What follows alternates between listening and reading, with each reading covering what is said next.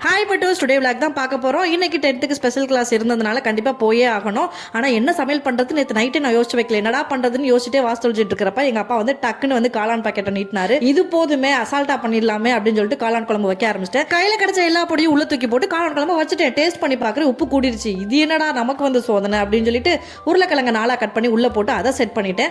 எல்லா ஒர்க்கும் முடிச்சு ஸ்கூல் கிளம்பி போயாச்சு. இன்னைக்கு வியாழக்கிழமை போகிற வழியிலே ஒரு சாய்பாபா கோயில் இருக்கும். அப்படியே அவரையே பார்த்துக்கிட்டே வந்து டிராவல் ஸ்டார்ட் பண்ணியாச்சுங்க. ஒரு வழியாக ஸ்கூல் வந்து சேர்ந்துட்டு ஸ்கூல் போய் பார்த்தா பிரேயர் கால் ஃபுல்லாக ஒரே கிளாஸஸாக இருந்துச்சு. என்னன்னு கேட்டால் நேற்று நைட்டு ஃபுல்லாக புயல் காற்று மாதிரி அடிச்சிருக்கு. ஐஸ் கட்டி மழையெல்லாம் பெஞ்சு இந்த மாதிரி ஆயிடுச்சு போல இருக்கு. அதெல்லாம் வந்து க்ளீன் பண்ணிட்டு இருந்தாங்க. காலையில் பார்த்தீங்கன்னா மழை பெய்கிற மாதிரி இருந்துச்சு. ஈவினிங் வரப்ப பார்க்குற அவ்வளோ வெயில். சரி ஓகேன்னு சொல்லிட்டு நானே ஹஸ்பண்ட் ஜூஸ்லாம் குடிச்சிட்டு வீட்டுக்கு வந்துட்டோம்.